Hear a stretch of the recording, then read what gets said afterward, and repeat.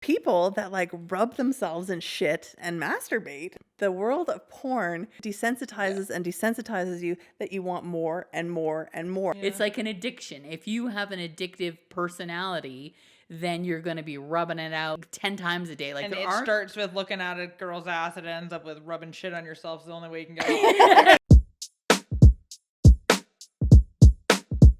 It's none of our business. It's none of our business. It's none of our business. It's none of our business. It's none of our business. It's none of our business. It's none of our business. It's none of our business. It's none of our business. Hey. Hey. Welcome to the It's Really None of Our Business podcast with Monica, Amanda, and our special guest, Melissa. Part 2. We brought her back because you know what? We actually didn't go anywhere. It's still the same day. She's just so damn interesting. We thought we were going to break this up and do a few different segments. Exactly. So this is a show where we open a cheap bottle of wine and attempt to solve the problems of the world. The first episode, we did not have wine because it was 10 a.m. But we had lots of problems. This time we have our wine. We got our wine, and it's a little later. It's like 11 a.m., so it's time to drink. Time to drink. Woo! So cheers, ladies. Cheers. Here's to Here's to friendship. Yeah. Yeah. And sharing all your life Fuck secrets. stories. Mm-hmm. Friendship and fuck stories. Yeah. Melissa is the wine and what the fuck, right? That's true. We don't need the whole wine and what the fuck segment. That's for sure. Okay, so we kind of left off talking about your childhood. You had anybody who didn't listen to the other episode, Go back and listen. Yeah. Melissa told us about her childhood growing up with a really religious, narcissistic mother and how she was sexually, I guess, abused. Yep. And so now we want to talk about how that formed your relationship with men and sex from that. So, go. Just kidding. So go. So you lost your virginity essentially to, she was 14, to a 32-year-old man who took advantage of you. What other type of relationships did you have after that? Well, I had lots of, actually I wasn't interested in younger boys, like boys my age, because I realized You had older men before. Well, Well, yeah. they probably wouldn't. A younger person or someone your own age is not going to give you the same level of attention. It's going to be like, do you want to play video games with me? Yeah. Whereas you want somebody. I mean, I guess boys are sexually interested when they're 14, but it's not the same. But it's for themselves. Like, do you think a 14-year-old even knows what a clit is? Yeah. No, they That's don't. true. They don't care. Yeah. But probably neither did your 32-year-old abuser. Nope, me didn't either. Yeah. But for me, I think actually your first sexual experience becomes kind of like the foundation of how you are, I think. Okay. Because for me, it was my only way to get hugs from him and feel loved. Yeah. So I didn't care about the sex. I don't want sex. Yeah. But I knew that it was an exchange. Yeah. Of course, you don't get anything for free. Yeah. So you don't get love for free. Well, in my life. So I would, instigate hugging him because I wanted a hug so bad. And then it ended up being sex. Yeah. But then I knew that it was over and I'd be so sad because I knew I wouldn't get any more hugs. Right. So I don't know. It just became more of an exchange. You give me hugs, I give you sex. But it's not only that, it's also positive affirmation, because when there's sort of this exchange dance of you're so pretty, you're so nice, you're so lovely, like all those words that you're not getting when someone is telling you that you're okay, it's totally fucked. But when you live with your first family and everything is about them and they don't give a shit about you, it just like it is a human hunger to be needed, accepted, loved, and wanted. And if you're not getting that at home, you'll go and find it. And you learn quite quickly that you're right. It is an exchange. If it's like, so, and men learn it. I mean, it's the game of, I love you so much. You're so pretty. Like we know that. Oh, yeah. We know that. And then you put out and they're gone. And like, that's the young man game. Even though, like, even in a healthy relationship, it's like happy wife, happy life. Essentially, like, you do things for your wife, like go shopping with her when you don't want to, because you know in the end, if she's happy, like it all you might get a blowjob. Yeah, like it all right? kind of is this That's game true. that we play with each other, right? So, It is. but so if you have this relationship with it where you're thinking, okay, well, I just want affection and I will do whatever you want so I can get the affection. Yeah. How So did that? basically, I learned that my job is to please a man. Anything like pleasing me is nothing. I don't care. Just let's get done. Well, I wouldn't say that, of course, but yeah, it's never been anything for me. It's just. Have you? Like, let's fast forward. Have you figured that out now? Like, Yeah. Okay, good. Yeah. I'm like sitting here But thinking, it please took tell a me she has really- orgasm. Hey, are you trying to drink my wine? It took a really long time. Okay. So in your early 20s, did you have relationships, boyfriends? I did. I was dating another man who was he was in his like late 40s, 50s.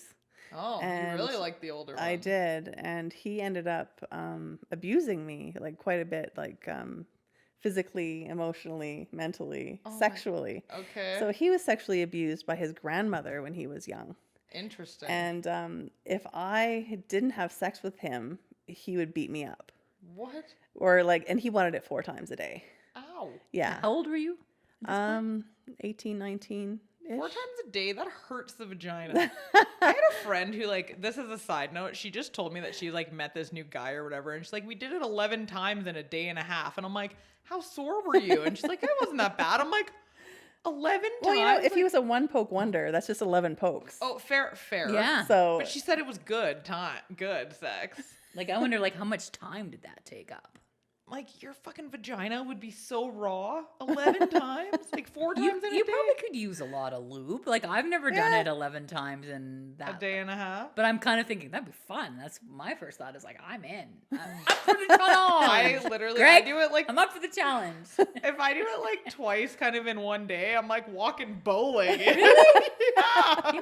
you must have really good sessions. Good No, for I think he you. must be really big. Well, he's well endowed, ladies. Lucky girl. Anyways, okay, so if you didn't put out, he would be like, too bad you're doing it anyways? Yes, or he would be really mad, feel it rejected, and Like a then powder? then he would hit me and choke me and spit on Wow. me. Mm-hmm. Is this news to you?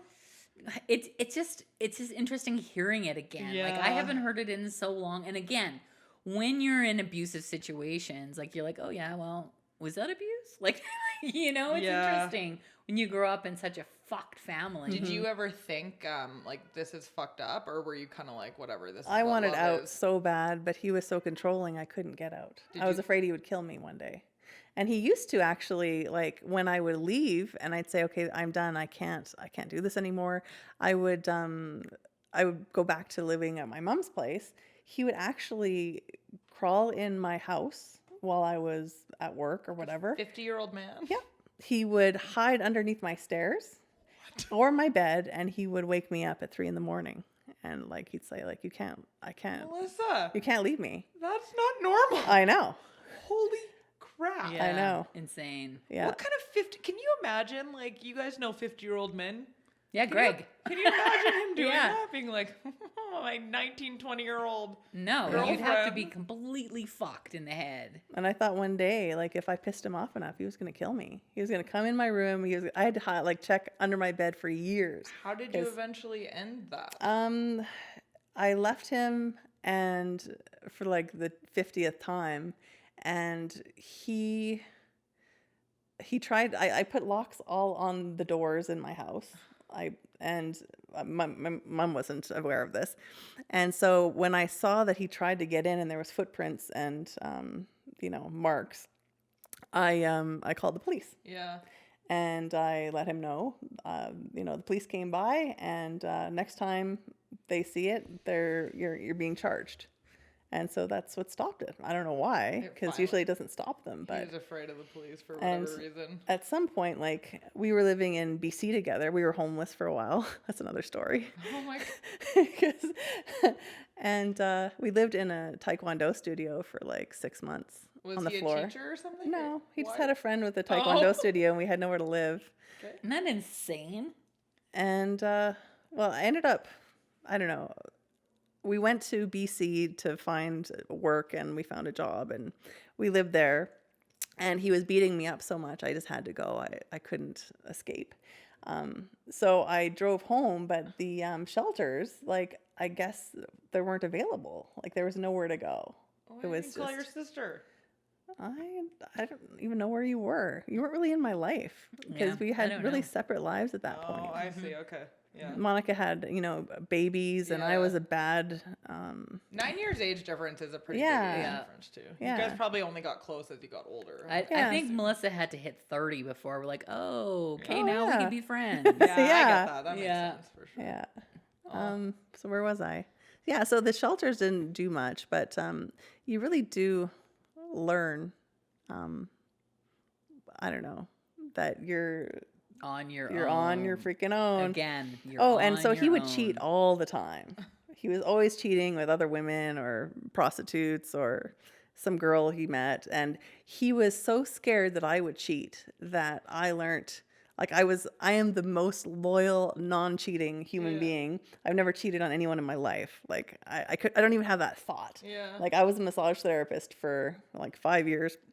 And if I had the biggest god on my table and I was rubbing him, it's still not even like a quarter of a percent of a thought of anything cheating or sexual or anything. It's just not the way I work. But I think it's because if I was walking with him and he saw that I looked up towards a handsome guy, which I didn't, or I looked towards that way or something, he thought I was looking and he'd beat me up. So I learned really quickly that if there is a man that is nice looking, I don't look. And I still, to this day, I was about to ask, how do you? I do that too. Ingrained in me. I do not look. I do that too. She told me on one of the last episodes that, like, you got in trouble by your ex-husband for a girl kissing you on the cheek, like saying hello. I'm like, that is you're such you a know whore. What? It's interesting. Still to this day, it's funny that you say that. But if I'm walking with Greg and there's a good-looking man coming towards me, I will just divert my eyes. And I think it's because I'm thinking he's looking at me, looking to see. And Greg is like, so doesn't care. Like, if I checked out a guy, he'd be like, yeah, he does have a nice ass. Yeah. Like, he's so easy. But I still to this day, I see somebody good looking, I divert my eyes. Still.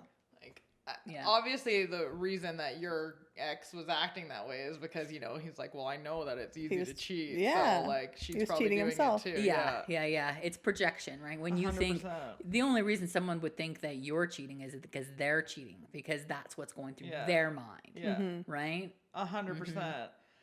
Oh my goodness. Okay. And so then, after that, I was like, I don't know. I went through this man-hating phase. I cut my hair really short. I looked like a dyke. And I was really homely and gained weight, and I just didn't care anymore. And then I went to Thailand, and I met a really nice guy. And he was just like an average guy, but he was nice. And we hung out for like a couple weeks, and we went our separate ways. Yeah. But I realized then, well, maybe there are nice guys out there. So then I started dating really nice guys, but one that, like, they were so homely that there was a reason they're nice. You gotta be nice.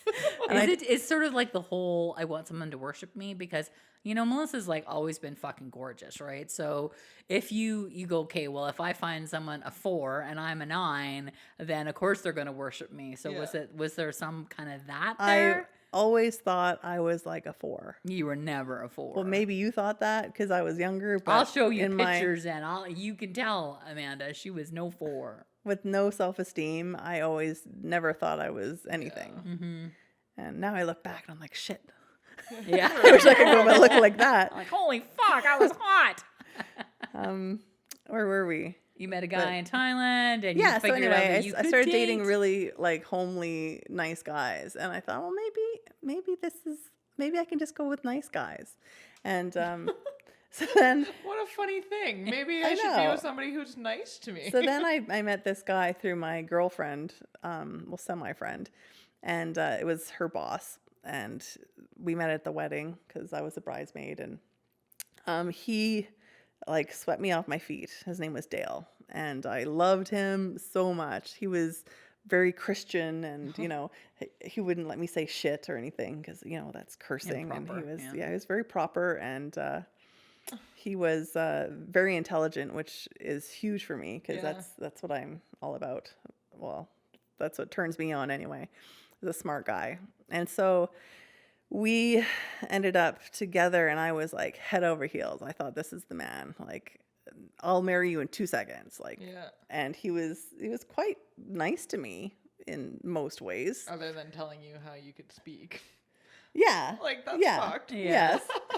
But one day, he got a job to Dubai, and he was like, it was big money, and apparently you're not allowed to live with somebody. We were living together at the time. If you're not married in Dubai. So he's like, well, I've got to move there, and I'm going to go with or without you, which just shows how much he loved me at the time.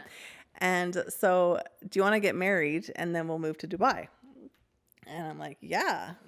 So I got the ring and the proposal, and I organized the wedding, and 3 weeks before the wedding, I found out that he had been fucking hookers the entire time, like on a daily basis. What? He had like a hooker fucking problem. Yeah. And so, oh my God. Mr. Christian, and don't not just say that, shit, like, guy. I'm a really good lay. I'll give you that. I'm a good lay. No, I'm like the best blowjobber. Because you put focus on them. I'm all about them. I'm like really good. So it has nothing to do with me, but and then when I asked him, he's like, well, you don't dress really well, and that's what he said? Yes. And he said, it all starts with porn, and you're not as exciting, and you're not as pretty as the strippers I see. Yes. And what was your response? I guess he must be right. Yeah. I'm not good enough. I'm not pretty enough. I don't dress well enough. Well, that is what porn and even Instagram does to all of us. So how did you find out that he was fucking hookers? Like what was that? One day I was cleaning his truck, and as a good wife does. I found a lipstick. Oh. And so then I went online, and I saw that he was on Match.com. Okay. Like, you were checking his history, his browser history? Yeah. So then I sat down with him, and I said, okay, I know you've been cheating, so I want you to tell me. And he's like, oh, well, there was this girl, and I'm like, no, there was in St. John's, and I'm like, oh, no, there's more. And so finally You must have been crushed. This was 3 weeks before our wedding. Yeah, you must have felt dress was just purchased, everything. Like that gut. Oh my God, you have no idea. Throw up feeling. Yeah, the throw up feeling. Like, that's such a sense of betrayal. Like, yeah. Ugh. Didn't you tell me that you made your own dating profile to catch him or something? Yep. So tell me about that story. Like, I can't remember how that he was on Match.com, and so I'm like, well, I'm going to do this correctly. And so I took a picture from the internet of some beautiful girl, and I pretended I was another person, and I found him, and I said, hey, you want to go out on a date? And are you single? And he's like, oh yeah, I'm single. When do you want to meet? It's Friday night. Got that response, didn't you? Just like, oh my God, it hurts so much. It just broke me. But because, of course, I had no self-esteem, I believed that I was unworthy. He's like, well, let's stay together until I leave for Dubai. And I stayed with him for the whole time, like another month. How did you call off the wedding? Like, how, and then you still have to tell everybody the wedding's off? Like, what a nightmare. I know. Like, I knew that I could never be with him. Like, I 3 weeks before the wedding? That's like, don't you wish you could go back in time and just find out again and go, fuck you, motherfucker, like blow his truck up, or, yeah. I know. But what good does it do? He's never. I know. Oh, and so then eventually, I met his brother, I don't know, like 6 years later. And at the time he had been married, and he moved to Dubai and everything. He had a kid and everything. Yeah. Dale. And so I told his brothers the story about the hookers. And he's like, oh my God, it makes sense now. Because he's been sending all his visa bills to my house in Calgary when he's living in Dubai. And I was wondering about those purchases because they looked kind of hookery. or it was like little strippers and stuff. Oh my God. So he's been cheating on his wife the whole time. too. And I wish I could. That's like he obviously has an addiction then, some sort of sex addiction. But he's a piece of shit. Yeah. So after that, I was just so You've really been set broken. up. Like if you look at your history here of yes, find somebody who will love you. And I think that people see you as like a victim. Like, yeah, I can give her what she needs emotionally, but then I can abuse her. And you have attracted 3 abusers is what you've talked about so far. Yeah. And so then at that point, it must be like, how do you even trust yourself to find another partner? Oh, that's exactly. a good question. And you know what? Part of me, like, I came across my husband, and I always, like, for the first 10 years we're together, I was checking his history on his computer. I was checking his phone. I was, and every time it came out clean. And I'm like, well, what the fuck? He must be really good. With him? Really good. Yeah. What is wrong with this guy? Right? So it took me about 10 years of checking to trust him. But still. Do you still check? No. Okay. No. But still to this day, I do believe that if I don't put out, or if I'm, not a good enough wife, or if I'm too grumpy, I believe that he'll leave me. But even though he's like, Melissa, you're insane. I'm never going to leave you. Now, as the words come out of your mouth, like logical Melissa sitting on the opposite side of emotional Melissa, what would you say to her? Like, do you go, Melissa, come on. Yeah. Like logical Melissa must know that that's not true. Whereas emotional Melissa just feels it. It's like you don't want to. I don't know. You don't want to. Because logical Melissa also believes it too a little bit. Yeah. Because it's my experience and it's what I've like seen. It's all, yeah. But if you like think about it, if I was telling you that, you would look at me and be like, yeah, but like all the signs point to that wouldn't happen. You know what I mean? Well, so, like, especially like if you can judge people by their history, like that's how you judge people, right? So when you look at your time with your husband, he's been honorable and loving, and like you look at how he treats other people, you're like, well, he's not gonna fuck me over. Look how he treats everybody, right? Like you can't look at society as a whole. You have to look at that individual person, right? Like that's true. Like Bruce is amazing. Like he is a good your husband. Yeah, he is the most. And I would tell you he was a piece of shit if he was. But you wouldn't. Yes, I would. Yes, In his home. Yeah, I would be like, he is such a fucking piece of shit. You leave his fucking ass. Like I totally would. Isn't that terrible when somebody you know is with somebody like that though, and you because you can't tell them. They need to learn it for themselves. Well, the problem is that they know and they don't want to hear it because they don't ask you. What do you think I should? They feel trapped, right? Yeah. They feel like there's no way out. You're a perfect example of that. You were in a relationship where that wasn't good for a long time. Like exactly, I was in that exact relationship of feeling trapped, unloved, and it just held in it. And when I talk to my friends about it, and you'd stop talking about it because they all say the same thing, which is like, you need to leave. And then you got mad at your friends. No, I would feel like I could feel it in my gut now. Like you'd feel this like. This hopelessness.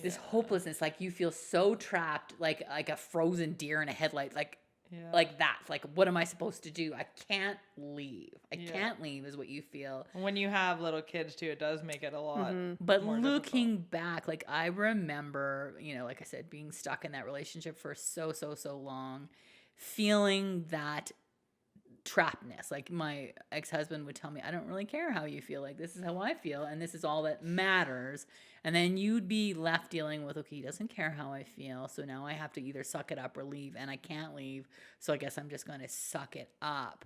And my advice to everybody listening who feels that way is you definitely can leave. It will work out and your life will be so much better. Like all the hurdles that you think that you can't do, like take your children away from the dad or move to a different place, or I don't have the right job. Like you just start making the moves and the universe actually opens up a pathway and goes, here's the life you need to lead. And as soon as you start walking out the door, like I honestly believe that the world opens up to you, and it sure the fuck did for me. So what advice do you have for somebody though that is in a healthy relationship but feels that they have to be on their best behavior or it'll go bad, i.e. That's a tough one, man, because I understand that so deeply. You can't change it. Like thousands of hours of therapy. Like you don't think I can't change my soul. This is my soul. Does that cause issues with your husband though? Like the insecurity that you No, have? I don't tell him.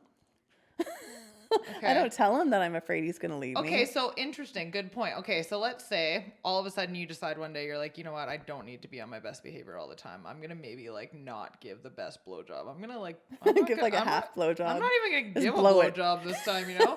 Do you think he'd be like, hey, where'd the blowjob go? Because he's so, you know what I mean? Like, he is like, okay, so what you don't know about Bruce is I don't know much about you Bruce. don't know about Bruce, but I'm going to tell you, I'm going to be the Bruce. He is the kindest, softest, gentlest soul ever. Like if he, you know, you're cold, he'd give you the shirt. Like he is that guy. And I know that he's not going to be like, where's my blowjob? Well, that's kind of what I know. There's no logic in it. There's no logic, but But don't you feel tired always trying to be? Yeah. Yeah, like I feel like that would be exhausting. It is. Like, and I'm looking around this spotless house, and like, you know, I'm sure I was gonna ask, like, is it clean all the time, or do you just clean? Well, they have no children. Yeah, we have no children. It's really easy to keep a house clean when you don't have kids. Yeah, like you just, you know, I'm sure she probably has a messy bedroom. You know, like you don't necessarily need to make your bed because no one's coming over, but. Like speaking of which, I need to go to your bedroom real quick. I need to know you're normal. But yeah, like it's exhausting when you're always trying to be. Because I do that a little bit too. This like perfectionism thing of like, well, I need to, you know, make sure, you know, the kids' lunches are packed and blah, blah, blah, and I'm like buzzing around, like making sure everything is right, like to a different level as you, obviously. But sometimes I'm just like, I can barely keep my head above water. Like, you know what's really interesting when I hear Melissa talking about how, like, same childhood, same sort of situation, and she deals with it with this. I want to feel like highly anticipatory reaction of when I'm going to be on top of it. And I go, I don't fucking care. Leave me. Do you know what I mean? Like, I have the same feeling, like, he could walk anytime, and I go, and I don't care. That's the way you tell yourself. That's a defense mechanism. Yes. What you do. Because, you know, it's the same thing as Melissa's talking about sticking her head in the hand. I'm like, COVID, can't hear you. Yeah. You know what I mean? Yeah. Like, all the things in my life that I don't like, I go, I can't hear you. And the same with, do I believe that my relationship he could walk out the door anytime? I'm thinking, probably not, because look, I'm fucking amazing. That's what I keep saying to myself.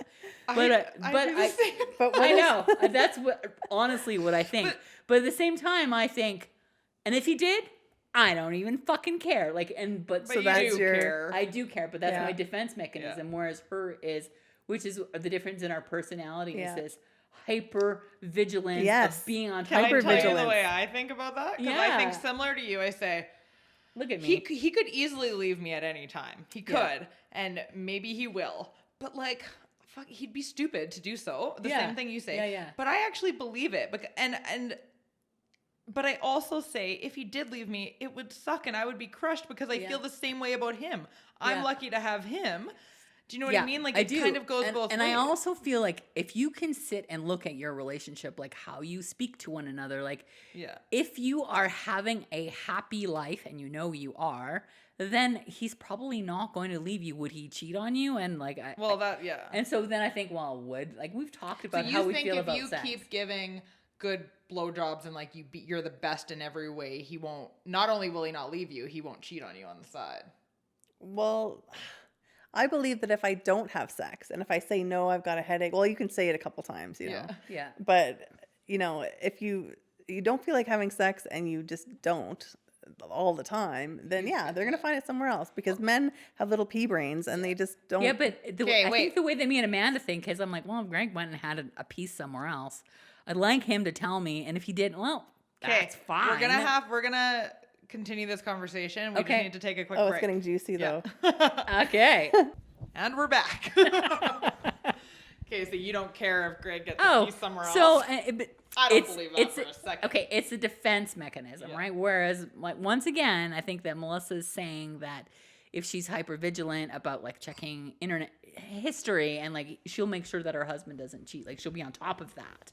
Well, yeah, but I'll be on top of it by making sure that he feels emotionally secure and that he's getting what he needs. You satisfy all of his needs so he doesn't feel the need to go somewhere else. Yes, but because my core belief is that I'm not good enough, I'm not worthy, and no one's going to love me for free. So why would he love me if I don't do these things? Which is not logical because he's a saint. Yeah. But and I'm sure he's proven over the past 16 years that he does love you for you, and you don't have to. Like, have you ever been sick and like been like, no, I can't? And does he get mad at you? Like, he doesn't beat you up? He's amazing. He always takes care of me. So what you're saying is a totally different, you put your head in the sand and you try to like, okay, screw him then. I'm not going to feel it. No, I'm not saying screw him necessarily. Well, one part of it is like, if he left me, I'd be like, fine, fuck you. Right. But that's not how I really feel. But I also think as far as protecting the fact that, could he walk out on me? Could he could he have an affair? Like, well, if he did, then as long as I don't know about it, like, just don't tell me. Like, once again, sticking your head in the sand. I'm certainly not going to look for it unless the signs are there all the time. Because it hurts too much? I don't even think past that. I just think like, well, if I don't know, then I'm good. See, I say the same thing too. Like, so if Karsten had like a random one time slept with somebody else, never talked to her again, I tell myself that I never knew about it. Obviously, like, I don't know how I would feel because I wouldn't know about it, but I'm like, that's something, it's not the end of the world to me. Yeah. If it were to happen actually in real life and I found out about it, it would hurt so bad to know that he did that, but I probably could get over it. It's the like emotional cheating, because I'm like, we have such a good connection and friendship. I'm like, you can't have that with anybody else. I would feel so jealous about that. Yeah. The sex thing would hurt. It would hurt to know that he was like naked with somebody. And so what if he said, I've been feeling that I just wanna, like, I really wanna fuck a midget, and I've been thinking about this my whole life. Fuck a midget. I don't know. I've got a kink, and like. Well, then I'm dealing with a husband with a kink, and that's a whole different situation. So I don't. It's a whole nother, and that's when the whole thing when it comes to porn, because I know we did want to talk about this a little bit, the whole world is like. Porn is so easily accessible, right? So it's a lot different than, when we were younger, when you guys were younger, when, back when porn first came out. Nowadays, 16-year-olds are watching it on their phones. Fuck, like, okay, so like if we want to dive into porn, like my immediate question is, because me and Melissa grew up in a time where porn was not really that accessible, like as children. No. Right? And it was not even accessible to my children. Yeah. Like when they were your kids' age. Like, I think that Johnny, at one point, he got in trouble in school because he typed in boobies on the calculator? On the internet. On the school computer. Oh. And I thought, oh my God, that's so funny. But how are you going to deal with that? I don't know if we want to dive into that now, but like, how would you deal with your children looking at porn? It actually does worry me. I've got a friend with a teenage son, and she was kind of worried about how much porn he was watching. Because it gives such unrealistic expectations of sex. And like when we talk about porn, I will never say I'm against porn in any way, shape, or form. Like, I think it's okay. People are going to masturbate. I personally, I've said on here multiple times, I masturbate almost every single day. Like, I have nothing, but I use my imagination, right? But like, guys, like, I don't need porn to watch it. So you got your own spank bank. Yeah, I guess. So because I think that you've mentioned that you don't like the idea of porn. No. Okay. So is what you don't like about porn the fact that he would be watching porn, or is it the fact that he'd be masturbating? Oh, I don't care if he chokes his chicken. Okay. That's fine. Okay. So like getting off is fine. It's what is it about the porn that you don't like? What I don't like about porn is that, of course, when I'm interested in a subject, I research all the studies, and is this good or is this bad? Right. And the studies show that it desensitizes your pleasure response in your brain. So you need more and more and more. And that's why, I don't know, I'm in these Facebook groups that are really gross because I think burping and farting and poo is really funny. So there's like people that like rub themselves in shit and masturbate. And I see these on my Facebook group. And it's a thing. And what the fuck? And what I believe is because it's the world of porn desensitizes you that you want more and more and more to the point where I agree with what I agree to in a certain extent, but at the same time it's like, okay, if I drink a glass of wine today, I probably won't want one this evening because that's who I am. I see. So if you were the type of person who is an alcoholic, you'd be like, I need another glass of wine like I do with fucking sugar. If I had an ice cream cone right now, I'd need to go home and eat a bag of chocolate. Yes. Right? Yes. But for porn, if I watch porn now, I probably won't need to see porn for another month because I've got my fill of the porn. Okay. Well, that's an interesting point. There's a certain type of person, that's a personality. A good way of putting it. Yeah. It's like an addiction. If you have an addictive personality, then you're going to be rubbing it out like 10 times a day. Like, and it starts with looking at a girl's ass. It ends up with rubbing shit on yourself. Is the only way you can get off. Yeah. You know, like, yeah, I see what you're saying. Like, it escalates.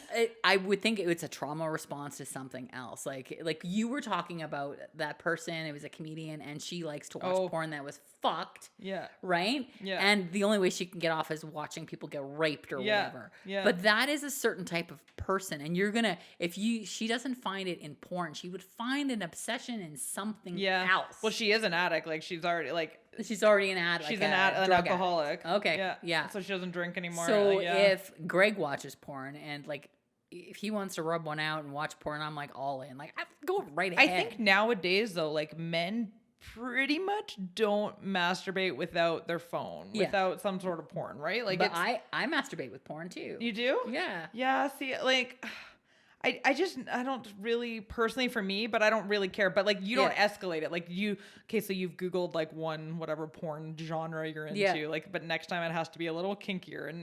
Like, do you just stick with a base level? I think that I have gotten kinkier as I've gotten older, but not really. Like, I think I probably stay the same level. But you know, when I say that I watch porn and get off, like, I probably watch porn once a month. So do you need? So you don't. It's not like you now need porn or because something. Like you said that you masturbate every day. Well, I don't masturbate every day. Like, I like to have. I'd rather have sex. Well, no, I get off every day. If I'm not having sex, I'm gonna make sure I get off.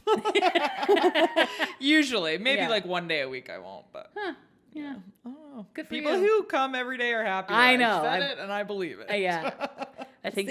What are you thinking about though? Okay, in my case, I don't think I've ever watched porn. I know it's really I'm not weird. a big porn person either. But I literally have. I don't think I've ever. You have like porn anxiety? No, but I just don't think it's productive in a relationship. Okay. But so when I am having sex, I am not thinking about another man with a 10-foot penis. Or you're thinking about how can I make sure I give the blessed blowjob so my husband doesn't leave me? Like, what are you thinking? But what are you thinking? I'm thinking about how much I love my husband, and I'm thinking about him, and I'm focused on him 100%. Wow. My mind does not go to another man I saw or something on TV or When I'm having sex, I don't think about other things. I'm in the moment for sure. I'm like totally in my space. Well, see, so you? there we go, and I think it might not. I think it affects the connection that you have with the person you love. Yeah. And I think if you don't really love them and you're just fucking, I can see that porn should be used because it makes it more fun because in your brain you can be thinking of something else. But do you really? Okay, my core belief is that firstly, I'm not good enough. So I'm not pretty enough. I'm not smart enough. I'm not great enough. I'm not skinny enough. And I really don't want my husband to be looking at these perfect people with perfect asses and perfect badges and perfect because he's bodies. Going to be comparing. Because he'll want that? Then I'm going to feel like he's thinking of that when he's having sex with me, which he probably is, but I don't want to know. And stick your head in the sand, Monica. But I'm like, go ahead. Go ahead and think of the perfect badge.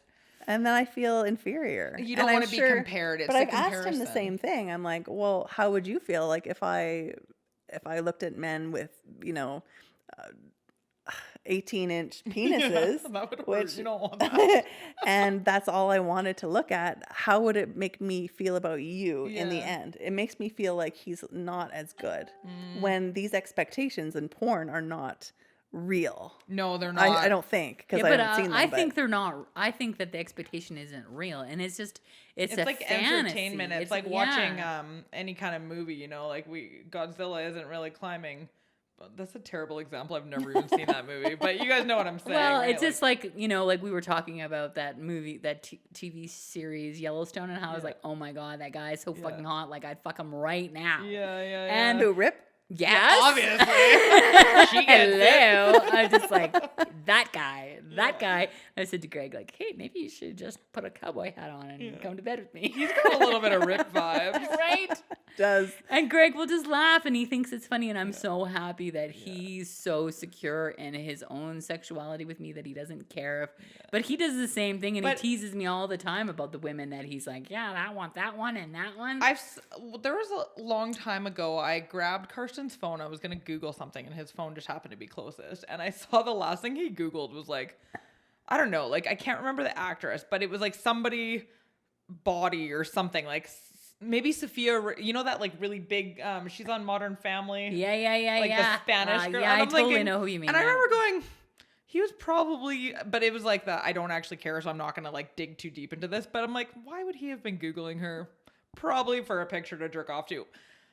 A part of me was like, well, I look nothing like her. So we like, had that right? conversation. But the other part of me is like, I don't know, like whatever. Like I don't really care. It's not like he's gonna leave me for a Spanish girl, because like our personalities go so well together. Like if he leaves me, he's stupid. Like honestly, like I think that a relationship is much more than sex. Like yes, and that's what I was gonna say to you. Like I don't think like the way that we show love to each other, like sex is one of the ways, but I would say it's very low on the way I show love to Karsten and the way I feel love for him. But for instance, who are the, like, if you look at the age of the like, when are you the most beautiful? 20. Like the bodies of those 25-year-old girls, they're just Perfect. flawless. Yeah. No stretch marks, no perfect titties. Yeah. But, and Greg's like, can you imagine talking to one for an hour? Yeah. Like, that's such a good point. Right? So, like, yeah, they may be masturbating to these bodies, but can you imagine? Like, they don't want to share their lives with them. They just want to put it in their butts. So here's another thing, though. Yeah. I think some people have a different connection with sex and relationship. Yes. And that's why there's people that are polyamorous and they can turn off the connection as love to sex. It's like scratch my itch or touch my elbow. Or does it mean that, I don't know. Yeah. There's a disconnect. And I think some you're people saying that your connection is like so fucking emotional and it's all emotion for you. Right? And I think that's the difference, is that if you sex equals love. Sex equals love. Yeah. Yeah. Yeah, I do agree, and like it's hard for me to say because it's not like I've had sex with that many people. So to me, I'm like, sex is just a part of our love. Like, do I want him? But it's not the sole thing for you. You're not going, well, if you're not looking deep into my eyes and soul connecting, then you don't love me. The main thing I love about Karsten is like the stuff we do outside the bedroom, like the connection we have, the life we're building, the inside jokes that we have, the way that he understands the way that I future. Yeah, like the way that he gets me and the way he'll be like making fun of me to my friends, and I'm like, it's funny because you actually get me. Like I just like that's what I love. And the sex is huge, obviously. Like, I like to have sex. I want him to want me, and it's, like, the best thing ever when he's, like, super into it, and I know he loves me and all that stuff. But I'm like, if he just, like, fantasizes about the fucking Spanish girl with the big boobs and butt, I'm like, I don't know. Like, it doesn't bother me either. It doesn't bother me. But if it was, like, he's always, like, doing it, it's become... I had a friend whose husband was constantly turning down sex with her, but then she found he had this huge stash of DVDs, which is kind of funny. This wasn't that long ago. Why did he have DVDs and not his phone? Beats me. But he had like a little portable DVD player thing, and he would like, she found it, and there was tons, and it was every single night. He was like getting to the point where he was like very addicted to it, and he was turning down her.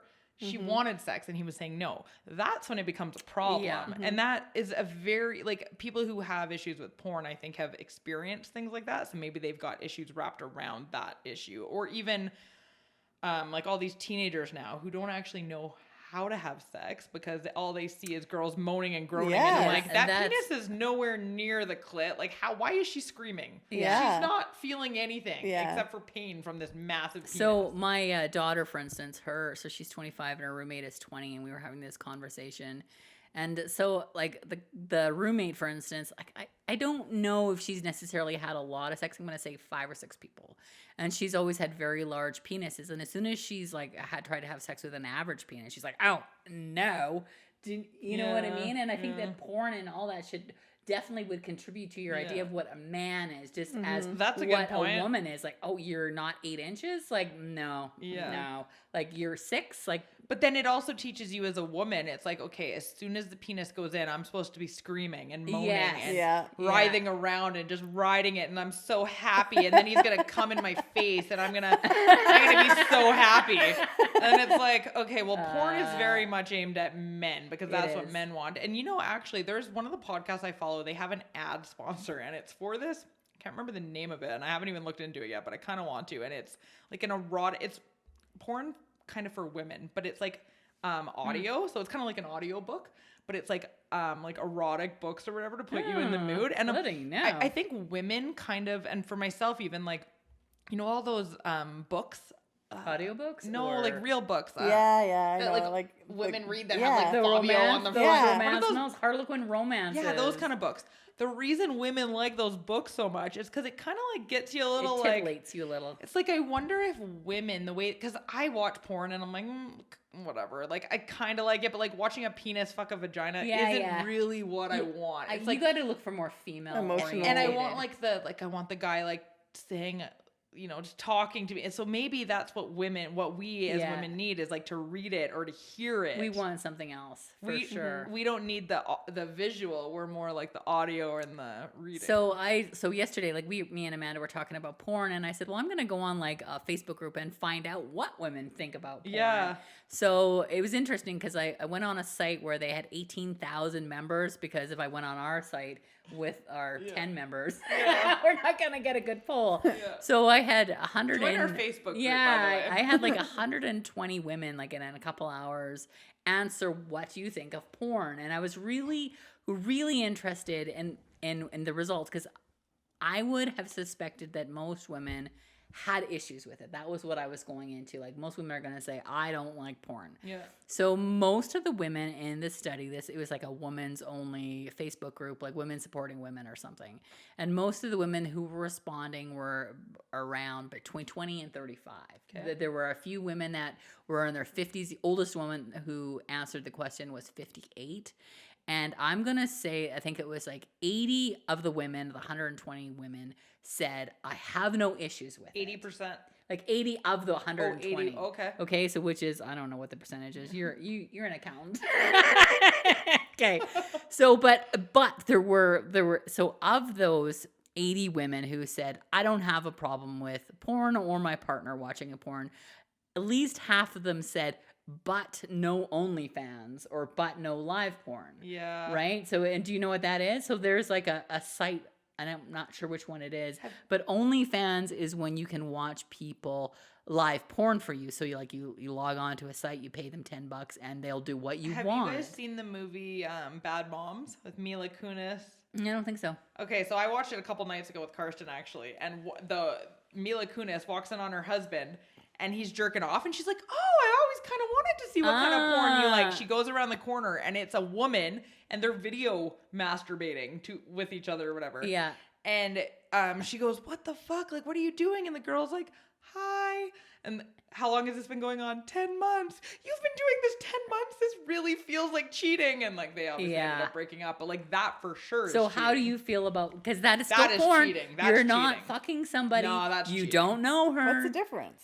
It is a difference to me too. Because you're talking to the person, you're getting to know them. Because the girl in this movie, the girl on the other end is like, he's just been going through a really hard time, And it's like, well, obviously he's telling her her feel. It's like he's not using her as a whole, or he's not using her as an ass to look at. Yeah. He's using her for emotional support, which to me, I'm like, no. Well, even if it's just, okay, turn around and show me your ass. Now show me your, pussy. And, Oh, true, yeah. Like, even if it is just all that, to me, it just feels gross. Yes. It feels like there's a connection. Whereas if it's just a picture or a video, I don't have a problem with it. So most of those women who said, yeah, it's fine, said, but no, none of that. Okay. And so for the 30 women that responded, there was women who said, I was with a man with porn addictions and absolutely like he was masturbating all the time, or I don't mind if there's porn as long as I'm getting off, like because men would use porn instead. There were men who, so there was women who had men with issues addicted to porn, or they were like, fuck no. And then of course there was like 5 of them, and they were religious who was like, I believe it's against the Lord. So like, we don't count those. Everybody needs to get off. The whole people who think like when in religious groups where they say like, it's bad to masturbate, it's like, that's where I'm like, they're masturbating the most. You know it. 100%. Everybody needs to get off. Like, we all need to get off. Yeah. Like, there's nothing. That should be the name of our podcast. We all need to get off. And, like, men need to be shown or taught or communicated with how to get a woman off. And I think that's a lot of the issue with porn is because porn is not focusing on the woman's pleasure. Yeah. So if a guy only had sex a few times, with young women who don't know how to communicate, and he only watches porn, how the hell is he supposed to know? Well, just like on TV, everybody has an orgasm after 2 pokes. They're all like, that was so good. I'm like, was it? Like, maybe for the guy, like, I don't know. Most girls need a little bit of clitoral stimulation. Yeah, most of us do. So I think there's an esteem thing, though. Like, to have a good relationship, I believe that the woman or the man, they have to look at each other like with respect and like, I think that you are great because you're handsome and your body is awesome and your dick is great smart. And you're whatever. Yeah. But I mean, I believe that for myself, if I was looking at porn, I wouldn't esteem my husband as much. Because he can't have a 18-inch penis and have a body full of muscles, pack abs, but you wouldn't want a relationship with the 6-pack abs. You just want to like, let me just masturbate to it. Like, in the same with what I just said about the 20-year-old, like, she's got the perfect body, but he'd be last 2 minutes in a relationship with her. That's exactly but right. Then does he look at you the same and go, she's so beautiful, like, but just the way. I think he does. Like, I think that what my partner would look at me and go, like, I love you, like, I love you as a person, like, you're like, I would hope that he would say you're funny and you're caring and you. But what about your body? Would he love your body as much with porn? Okay. We were talking about how my feelings towards my husband and how much I love him and how I look at him and his body.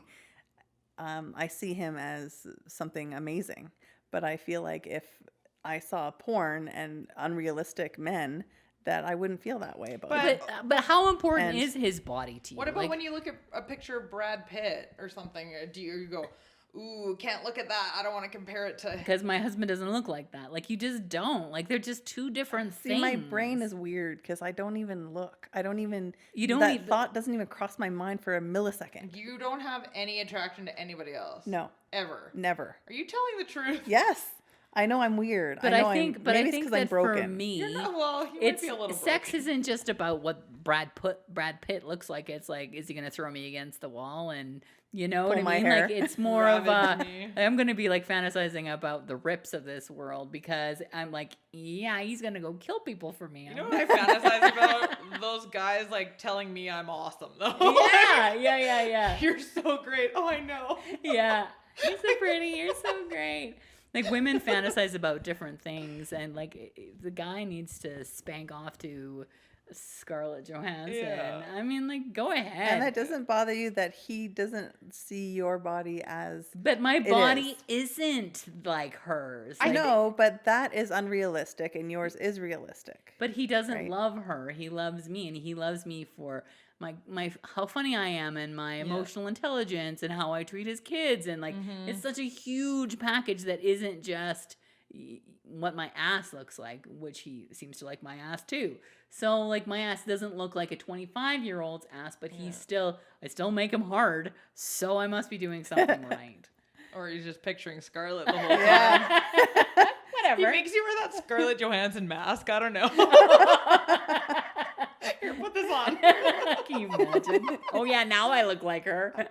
I think to kind of end this, like, there's definitely issues with porn for sure. Like the whole kids not understanding the Kids difference thing, and it actually does scare me when my son gets to of age. Like, oh, and you know what? Licking assholes is a thing. yeah, oh yeah, It is. Sure I is. didn't realize that, but it's on my Give it a Facebook page. try. Well, but If the asshole is no, clean, no. it's fine. Asshole licking was not a thing like 10 years ago Yeah, or nobody 20 years talks ago. Well, about it they were doing probably That I know of. was. It probably was. Like the gay men probably knew about it. Well, yeah, but do you really want to lick a shitty asshole? But you could wash right it. out of the shower. How much, you know how much shit came out of that thing? You know how much Like- blood comes out of my vagina? Exactly. Like it's pretty disgusting too. That's a good called point. That's a good hygiene. point. Like we all clean Like ourselves. just wash it up. I'll give it a lick. That is the moral of the story. You wash something, Monica will lick it for you. I'll lick it.